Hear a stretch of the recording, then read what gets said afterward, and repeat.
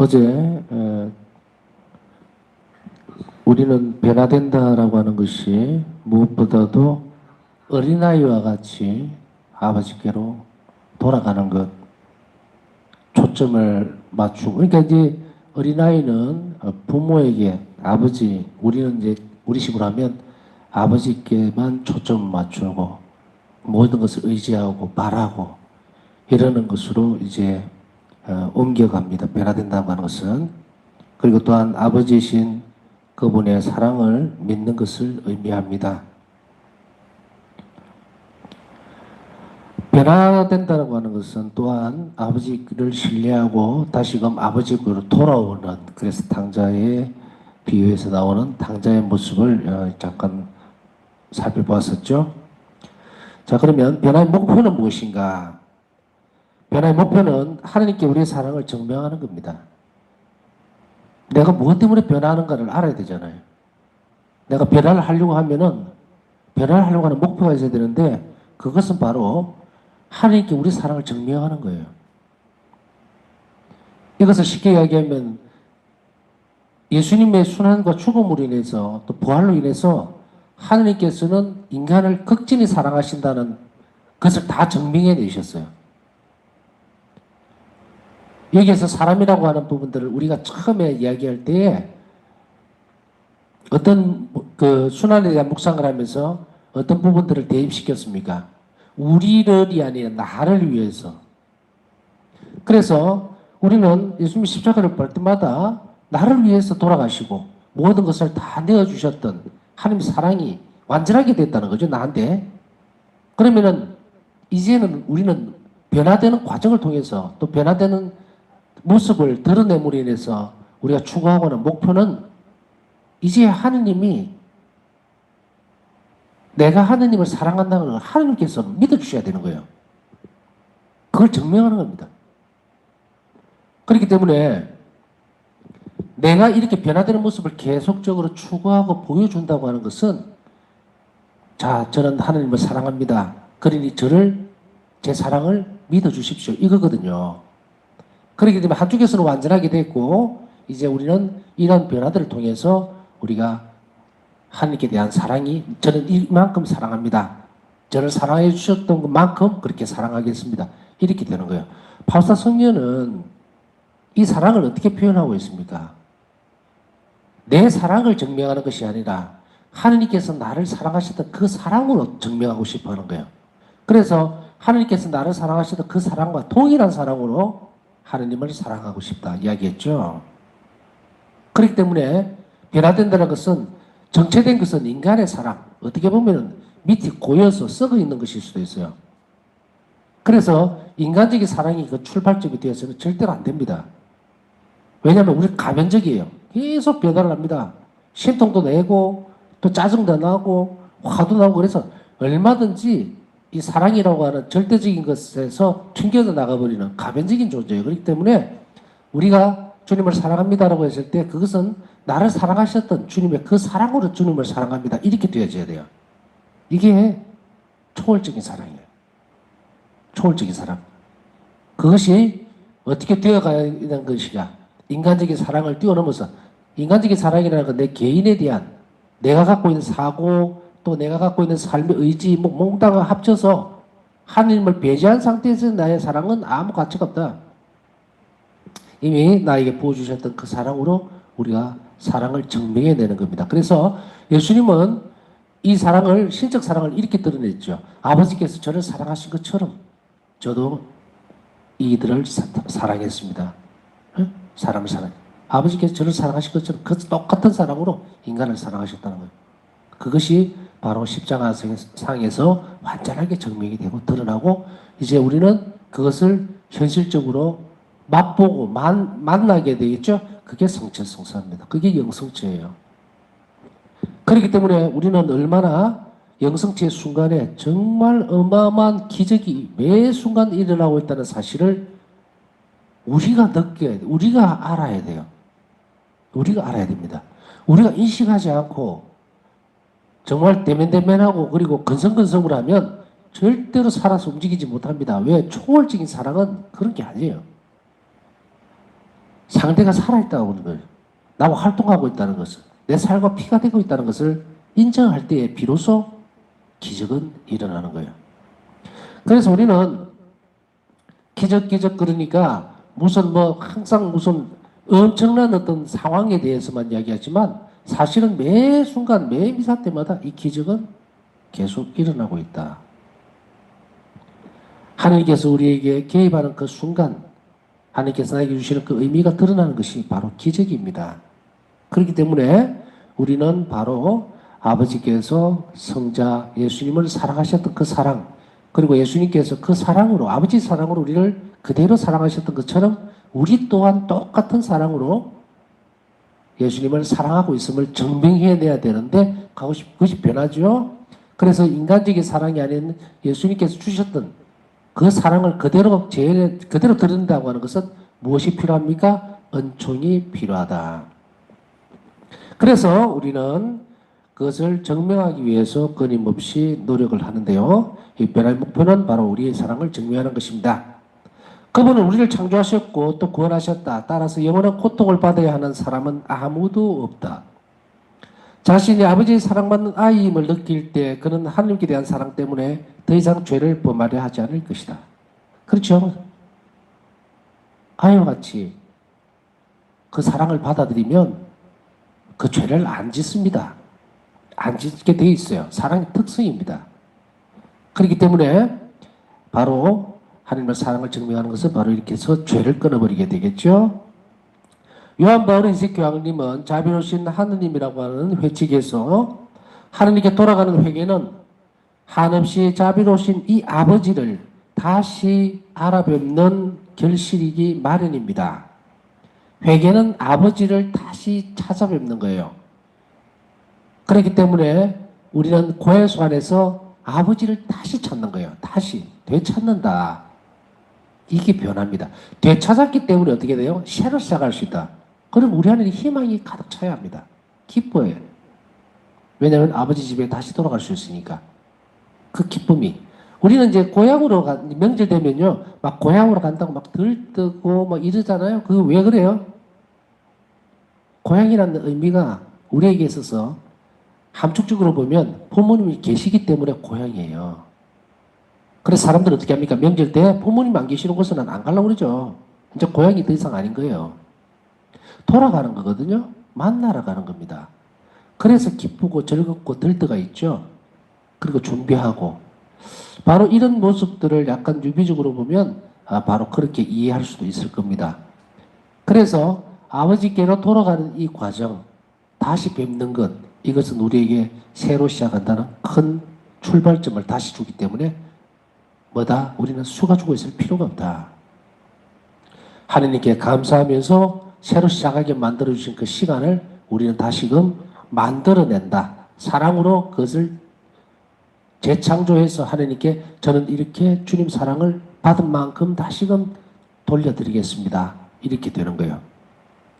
그 다음에 하느님 자비의 신비에 대한 지식은 변화할 것을 요구합니다. 하느님의 자비를 깊이 느끼는, 그 신비를 느끼는 지식을 그것이 지성적으로든 아니면 주어지는 하느님께서 우리에게 부어주시는 은총에 의한 지식이든 그것은 우리가 변화될 것을 요구합니다. 요구해요.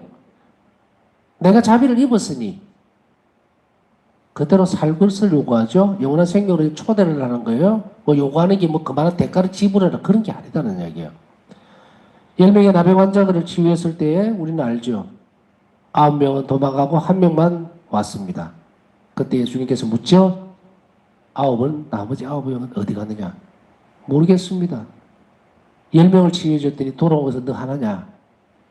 다시는 죄지지 마라. 그죠? 변화를 주시죠? 요구하시는 거예요. 죄짓지 마라. 이 말은 이제 어떻게 됩니까? 변화되라는 이야기죠. 변화되어서 사랑으로 살아가라. 그래야만 영원한 생명으로 들어올 수 있다.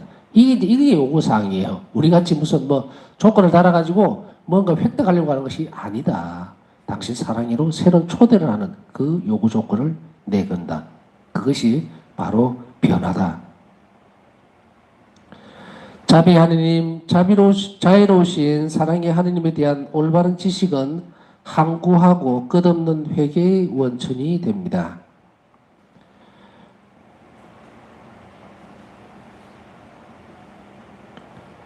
그리고 하느님의 자비로우신 사랑을 알게 된 사람은 누구나 끊임없이 변화하는 태도를 갖게 됩니다. 하느님의 사랑을, 참된 사랑, 자비로운 사랑을 깨닫게 되면 그 사람 변하게 된다고 그랬죠. 우리가 사람이 좋아하는 사람이 생기면 변한다 그러잖아요. 사람들이 다른 사람이 알 수가 있어요. 알게 됩니다. 그래서 어떻게 합니까? 우리가 흔히 이야기하면 너 좋아하는 사람 생겼냐? 왜? 바뀌거든요. 변화가. 그리고 늘 뭐 외적인 것도 바뀌지만 내적인 것도 뭔가 모르게 바뀌는 것을 사람들은 알아챕니다. 그래서 너 사랑하는 사람 생겼구나. 너 좋아하는 사람 생겼구나. 왜? 사랑하기 때문에 상대에다가 자기를 맞추려고 그러잖아요. 그래서 변화가 일어나죠. 그래서 끊임없이 이런 변화하는 태도를 갖게 됩니다. 사랑이 깊어지면 부부가 10년, 20년, 30년 지나도요. 계속 이 태도는 변화가 되면 맞습니다. 근데 변화가 되지 않으면 그러려니 하고 사랑하고 있으니까 그러려니 했다가는 안 된다 이 말이에요. 그 사랑은 정체되면 안 돼요. 내 태도가 끊임없이 상대방으로 변화되지 않으면 그것은 정체되어 있다. 그 사랑은 자칫하면 위험하게 됩니다. 또 혹은 더 발전적인 모습 안에서 더 귀한 선물들 하나님께서 우리에게 주시고자 하는 그 선물을 놓쳐버릴 수도 있다는 것을 한 번 더 생각해 봐야 됩니다. 그렇다고 해서 여기서 이 변화라는 게 하나님을 닮은 변화여야 돼요. 뭐 집착을 한다든지 뭐 간섭이 더 늘어나든지 이런 것은 부정적인 거 전혀 필요. 상대를 더 존중해 주는 그 방향 그리로 갈 때에 하나님의 사랑이 그 안에 접목이 되어집니다. 끊임없이 변하는 태도를 갖게 되는 사람은 자신을 구원한 대가가 무엇인지를 그리고 모든 죄가 얼마나 하나님께 배은망덕한 일이며 인간 영혼을 파괴하는지를 알기 때문이다. 자, 점진적으로 발전을 하죠. 모든 죄가 얼마나 하나님 사랑을 위배하는 것이고 배은망덕한 것. 우리가 배은망덕하다 그러잖아요. 은혜를 모를 때에 배은망덕하다 그런다고. 십자가성의 죽음을 받아들이면서까지 나를 구원해 주신 그것에 대해서 이 죄가 내가 짓는 죄가 배은망덕한 죄가 된다는 것. 그래서 하나님께 타격을 준다. 상처라는 말도 필요가 없어요. 완전 직접적으로 칼로 찔러버리는 거예요. 못을 박아버리는 거예요. 바로 이런 고통을 직접적으로 주고 있다는 것을 알게 될 때 그때 바로 배은망덕한 거예요. 또한 우리 스스로에게 돌아왔을 때도 우리 내적 생활이 파괴된다. 죄는 또한 동시에 우리 영혼을 망가뜨립니다. 파괴시켜버린다는 말은 폭발. 영혼이 파괴되어 버리면 그 자리에 하느님이 존재하실 수가 없어요. 그렇죠? 계실 곳이 없죠? 그러니 하느님은 떠나죠. 그러므로 변화는 하느님의 자비를 다시 말해서 하느님의 인내롭고 따뜻한 사랑을 발견한 데서 항상 이루어집니다. 인내롭고 따뜻한 사랑. 특히 우리가 이것에서 어떤 것에서 이것을 더 깊이 있게 받아들여야 되는데 못 받아들이고 있냐면 죄를 용서받을 때 오는 이런 어마어마한 하나님의 자비에 대해서 너무 가볍게 생각할 경우가 많이 있습니다. 오히려 어떤 사람들은 큰 병이 치유가 된다든지 뭐 갑자기 뭐 재산이 늘어났다든지 아니면 뭐 사업이 잘 돼갖고 뭐 정말로 돈이 많이 들어온다든지 승진을 한다든지 시험을 쳤는데 아주 좋은 성적으로 좋은 대우를 받고 간다든지 이렇게 하면 하나님께 감사. 그런 사람들이 죄를 용서받는 고해소에서 너무도 이거는 세상에 줄 수 없는 거예요. 세상 안에서 누구도 할 수 없는 그것을 하나님께서 용서해 주시는데도 그것에 대해서 감사드릴 줄 모른다. 그것은 바로 어떤 잘못인가? 죄의 용서는 사랑에서 나옵니다. 우리를 정말 죽음에 이르는 죄를 짓더라도 그 죽음에 내버려 두지 않고 건져내시려고 하는 것은 사랑이죠. 그리고 그것을 용서해 주시는 태도는 자비입니다. 그러니 그 안에 들어있는 하나님의 사랑을 알지 못하면 변화되지 않죠. 그냥 고해성사 봤다. 아, 오늘 재고백했는데 가슴이 후련하다. 속이 시원하다. 속에 들은 얘기를 하고 나니까 속이 시원하다. 이게 뭐예요? 아니거든요, 이거. 응?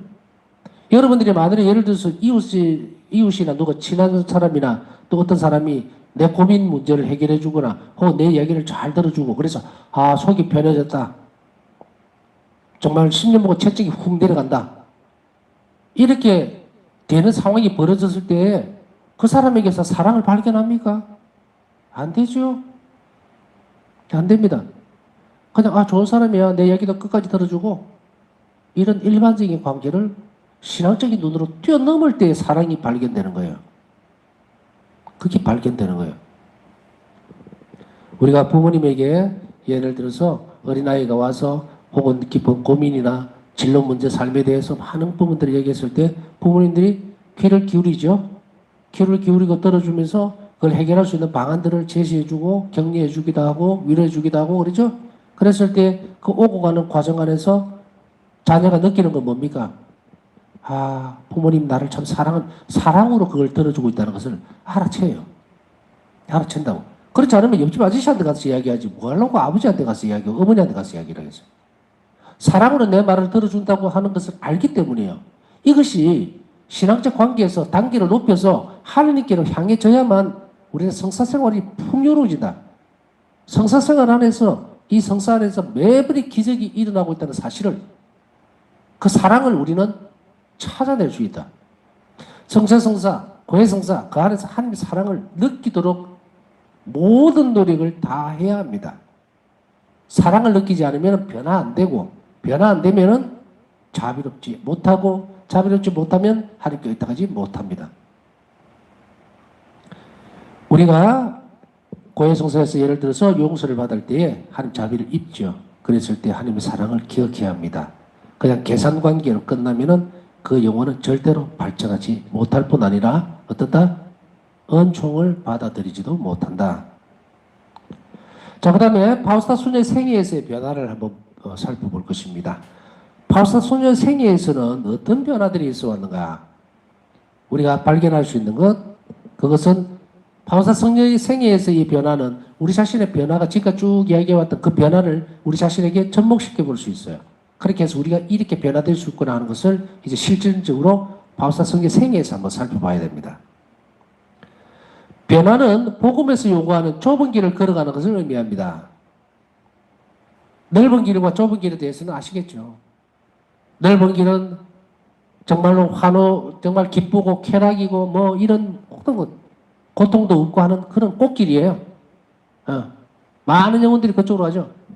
좁은 길은 고통과 십자가와 과시관, 하나님께 대한 사랑 때문에 지불해야 되는 희생들 뭐 이런 것들 좁은 길이. 변화는 복음에서 보면 항상 어떻게 해요? 좁은 길로 가라. 좁은 문으로 들어가라. 계속 요구하고 있죠. 즉 악과 선, 평범함과 완덕, 영적인 미지근함과 복음적인 어리석음 사이에서 견고한 선택을 하는 겁니다. 변화는 선택을 하는 거예요. 그래 해야만 변화가 됩니다. 선과 악 중에서 무엇을 선택할 것인가? 선을 선택할 때 변화가 되죠. 평범함과 완덕. 평범하게 신앙생활을 그냥 하는 것과 더 높은 덕성을 높은 덕성으로 나아가려고 하는 열망, 갈망, 그걸 가지고서 그 의지를 가지고서 가려고 하는 것. 이 두 가지 선택. 우리 늘 선택되어져 있어요. 선택되어 있습니다. 평범하게 살 것인가? 아니면 완덕을 향해서 하나님과 일치를 이 땅에서부터 이루면서 살 것인가? 선택하도록 되어 있습니다. 누구는 되어 있고 누구는 안 되어 있고가 없어요. 그러나 거절하는 건 누굽니까? 본인 자신이 거절하는 겁니다. 자신이 거절하는 거예요. 그 다음 영적인 미지근함. 영적으로 차지도 덥지도 않고 기도를 하는 것도 아니고 안 하는 것도 아니고 형식적인 기도에 그치는 그런 것들과 복음적인 어리석음. 복음적인 어리석음은 여러분들 잘 아시죠? 복음을 따라가면요. 사회에서 볼 때는 멍청하다고 해요. 적당하게 거짓말도 하고 사기도 치고 도둑질도 하고 하면서 살아야지 고지고대로 선한 일만을 찾아 헤매는 그때에 이걸 어리석다고 이야기하죠. 십자가도 어리석음이에요. 십자가도 어리석음. 하나님께서 예수님을 통해서 예수님께서 이 땅에서 정말 권력과 통치권 모든 것들을 다 가지신 분이 싹 정리해버리고 통치하실 수 있는데 왜 저렇게 십자가를 지고 갈까? 납득이 안 가죠? 그것이 복음적인 어리석음입니다. 복음적인 어리석음은 바로 그 안에 영적인 선익이 있음을 알고 복음적으로 권고하는 것을 따라가는 거예요. 이러한 사이에서 견고한 선택을 할 때에 우리는 변화를 할 수 있다는 거예요.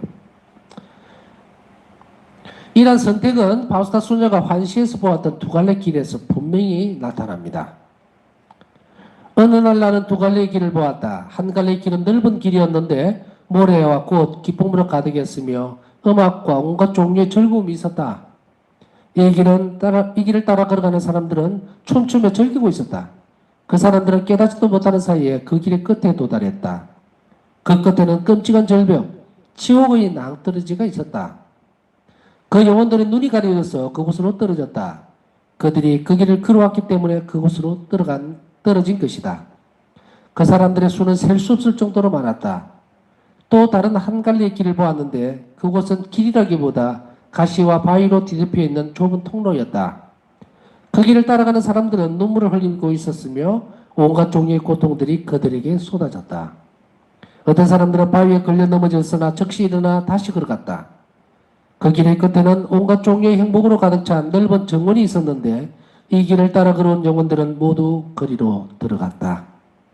그 정원에 들어가자마자 그들은 자신들의 모든 고통을 잊었다. 일기 153번입니다. 앞에서 설명했던 것, 그거에 대한 거예요. 두 갈래 길. 선택은, 견고한 선택은 변화. 좁은 길로 갈 것인가? 혹은 넓은 길, 멸망의 길로 갈 것인가? 그것은 우리에게 선택이네. 그 선택이 바로 변화라는 거예요. 선택했으니까 바뀌죠. 바우스타 수녀는 가시와 바위로 뒤덮인 길이며 예수 그리스도의 피의 발자취인 좁은 통로를 선택한 영혼 가운데 하나였다. 그 다음에 교회가 신자들의 모범으로서 제시하는 성인들의 변화 과정을 보는 것은 흥미로운 일이다. 먼저 바우스타 수녀는 바오로 성인이나 성 에디스테인 혹은 다른 많은 성인들처럼 비신자였거나 교회에 반감을 가지고 있던 상태에서 하느님의 강제적인 은총에 의해 열렬한 그리스도인으로 바뀐 사람이 아니라는 사실을 분명히 해둬야 하겠다. 이 말 알아들으시겠죠? 바오로 사도 어떻습니까? 바오로 사도 그리스도교들을 박해하던 인물이었는데 그 인물에서 바뀌었죠. 다마스쿠스로 가는 길에서 번쩍 하느님께서 나타나시면서 예수님께서 사울아 너 왜 나를 박해하느냐라고 할 때 그 순간 눈이 멀어버리고 변화가 되기 시작하죠. 이제 눈에서 비늘이 떨어지고 난 이후부터 완전히 이제 그때부터는 우리가 그냥 표현하면 열혈사도, 정말 이제 그리스도 위에는 목숨을 아무것도 두려워하지 않고 그리스도를 위해서 목숨을 내놓는 사도로 변화가 되어버리는, 그래서 회개죠. 바울의 개종이죠. 회개입니다. 그 다음에 에디스 스테인도 마찬가지고 이렇게 변화가 된 인물은 아니었어요. 바우스타 성녀는 처음부터 끝까지 계속해서 그리스도 안에 머물러 있던 인물이었다는 이야기를 우리는 분명히 짚고 넘어가야 되겠다 이 말입니다. 일기에 기록되어 있는 것처럼 바우스타 성녀는 이미 7살 때 처음으로 자신의 영혼 안에서 하나님의 음성을 들었습니다. 그렇기 때문에 이런 갈래에서 분명하게 해야 되는 것은 바우스타 성녀는 어릴 때부터 하나님의 음성을 7살 때 들었다. 영혼 안에서 말씀하시는 하나님 말씀을 영혼 안에서 들었다는 이야기예요. 그럼 7살 때는 어린아이가 뭘 알 수가 있겠냐. 7살이면요 다 알아들어요. 다 알아듣습니다. 우리가 다 알아듣는다는 이 말은 어폐가 있을 수도 있습니다. 어른들이 사용하는 용어라든가 지식이 이런 거 못 알아들어요. 그런데 하느님은 놀랍게도 어린아이의 영혼에게까지도, 왜냐하면 어린아이에게 영혼도 영혼이고 뭐 우리가 성인이 된다고 해서 영혼이 막 성인이 되는 거 아니에요. 어린아이라고 해서 영혼이 뭐 요만하고 어린이 된다고 해서 키가 크듯이 이렇게 커지는 거 아닙니다. 영혼은 하나님 모상을 닮았기 때문에 창조된 그 영혼 안에 말씀하시는 예수님의 이 음성은 어린아이라 하더라도 다 알아듣습니다. 오히려 성인 어른이 된 사람들이 더 못 알아들을 수도 있는데 그것은 영혼의 순결성 때문이라는 것도 우리는 분명한 사실입니다. 이것은 나중에 또 다룰 기회가 있으면 다루겠지만 여하튼 바오사 성녀는 이렇게 다른 성인들과 달리 7살 때부터 벌써 하나님의 음성을 듣고 영혼의 말씀하신 하나님의 음성을 듣고 성장하기 시작한 것이 큰 차이점이라고 하는 것을 분명하게 해두고 넘어가야 되겠다 이 말입니다.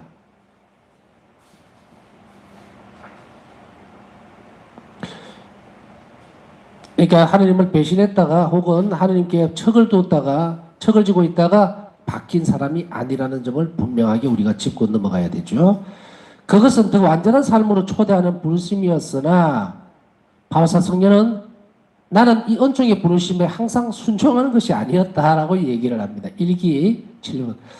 바오사 성녀 일기를 보다 보면 너무도 친근하고 정말 우리가 이런 표현이 맞는지는 잘 모르겠지만 너무 쉽게 너무 따라가기 쉬운 거리감이 없고 우리가 이제 뭘 가르치잖아요. 이제 강의도 하고 이러는데 가장 어려운 점이 뭐냐면 신학 강의라고 하는 거라든지 이런 신학적인 부분은 딱딱해요. 딱딱해. 그래서 어떻게 보면 굉장히 내면적으로 신학적으로 깊이가 있는데도 들을 때는 마치도 단단한 음식을 치아가 안 좋은 사람에게 막 주는 그런 느낌을 받을 때가 있어요. 성인들도 마찬가지거든요. 성인들의 모습들을 살펴보고 이러면 너무 이렇게 강건하고 막 딱딱한 그래서 우리하고 좀 거리가 이렇게 느껴지는 조금은 물론 모범으로 삼아야 되지만 뭔가 이렇게 조금 거리감이 느껴질 만한 그런 모습들을 발견하는 경우가 왕왕 있는데 바오사 성녀는 안 그렇다는 거예요. 쉽게 얘기하면은 좋은 말만 걸러서 내지를 않습니다. 모든 것을 다 드러내버려요. 그런데 다른 어떤 성인들이라든지 모습들이 이렇게 보면요. 정제되어 있는 느낌들을 많이 받습니다. 물론 신학적으로 그렇게 되어 있겠지만. 그러나 바오사 성녀는 어떻게 보면 우리에게 정말로 친근한 옆에 그런 모습들, 내 자신 안에 일어날 수 있는 그런 것들을 똑같이 느낄 수 있도록 나도 저런데 이런 것들 그것을 부끄러워하거나 감추려고 전혀 하지 않는 인물이었다. 그래서 이 은총을 부르심에 항상 순종하는 것이 아니었다라는 말도 기록하고 있는 거예요. 그렇게 함으로 인해서 우리에게도 격려합니다. 너도 그렇게 하지 마라. 부끄러워하지 말고 또 나약하다고 넘어지지도 말고 이것을 예수님은 우리에게 보여주심으로 인해서 우리를 격려하신다는 거예요. 우리는 그녀의 생애에서 하나님께 완전히 등을 돌렸거나 혹은 대제를 범했던 그런 비극은 찾아볼 수 없다. 이 또 특징입니다. 완전히 등을 돌리거나 혹은 대제를 범했던 것은 전혀 없다. 한 번도 없다. 비록 바오사 성녀가 젊은 시절에 헛된 것을 추구했다고 적고 있긴 하지만 이것은 약간 과장된 개념을 쓰고 있는 것이다. 일기 8번. 바오사 성녀가 젊은 시절에 헛된 것을 추구한 적이 있다라고 하지만 이것은 좀 과장된 표현인 거예요. 바오사 성녀는 정말 우리가 뭐 어떻게 보면 그렇잖아요. 작은 것을 이렇게 얘기했는데도 그것을 우리 사고로 잘못 이해할 수 있지만 바오사 성녀가 이런 표현을 썼을 때는 그냥 그 헛된 것이 우리가 생각하는 그런 헛된 것이 아닙니다. 그래서 세상적인 즐거움 우리가 생각하고 있는 뭐 큰 종류의 것이 아니고 뭐 댄스 파티에 가서 어울려서 같이 춤을 춘다든 이런 것들은 아무것도 아니거든요. 그럼에도 불구하고 이런 것을 헛된 것이라고 고백을 하고 있습니다. 그 다음 신앙생활에서 바오사 수녀의 변화는 항구한 과정이었는데 바오사 수녀의 변화는 항구한 거예요. 지금 여러분이나 저나 이 걸어가는 변화의 과정은 항구해야 됩니다. 계속 인내롭고 그리고 일관성이 있어야 돼요. 계속 추구하려고 하는 그래서 이 변화 안에는 이 신앙생활이 항구함이 들어가 있었다. 이 과정에서 이게 이런 한관 과정이었는데 이 과정의 목표가 뭐였느냐? 이 목표는 첫 번째로 끊임없이 더 나은 것을 선택하는 것. 두 번째는 예수 그리스도께 완전히 시선을 고정하는 것. 세 번째로 그리고 그분으로 변형되는 것이었습니다. 끊임없이 더 나은 것을 선택하는 것. 더 나은 것, 더 나은 것, 더 나은 것. 내가 오늘 요만큼 선한 일을 했으면 다음에는 이만한 것을 더 하려고 했고 요만큼을 더 했으면 그게 안 좋아하지 않고 더 큰 것을 내놓으려고 그랬고 이런 변화가. 그 다음에 예수 그리스도께 완전히 예수님한테 딱 꽂혀 있었어요. 예수님 외에는 눈길조차 주지 않는 것. 시선을 완전히 고정한. 아무리 괴롭고 힘이 들어도 항상 예수님을 바라본 것. 그 다음에 마지막 열망으로 예수님으로 변형되는 것. 바뀌는 것. 예수님과 하나가 된다는 표현보다 그분화되어 버리는 것. 당신 자신이 예수 그리스도로 팍 되어버리는 그거를 갈망했어요. 바사성녀는 이를 위해서 끊임없이 노력했고 일상생활로 인해서 이를 방해받지는 않았습니다. 가끔씩 보다 보면은 신부님 신앙생활이요 사회생활 하다 보면은 어쩌고 저쩌고 하는데 그거는 정말 말도 안 되는 핑계거리입니다. 핑계거리. 바사성녀의 삶 안에서 분명하게 드러내주고 있죠. 그러니 우리는 더 이상 이런 것을 핑계 삼아서는 안 된다. 일상생활 속에서 전혀 방해받지 않았으며 일상생활을 통해서 성인이 된 겁니다. 오늘 우리에게 평범함을 통해서 그것을 비범한 것으로 바꾸셨던 바사성녀의 생애 그리고 그분의 열성 그리고 한관 신앙생활을 통해서 끊임없이 변화하려고 하는 그 삶을 우리가 첫 번째 단추를 열었습니다. 오늘 우리가 변화에 대한 것을 또 살펴봤는데요. 그것을 예수님께 선물로 이 시간에 드리면서 또 변화될 수 있는 끊임없는 은총 그것이 무엇일까? 그것을 갈구하는 열망 그것을 우리 영혼 안에 불러일으키도록 노력하면서 또 하나님께서 우리에게 그러한 열망을 은총을 변화하는 은총을 주십사 하고 기도하면서 묵상하도록 하겠습니다.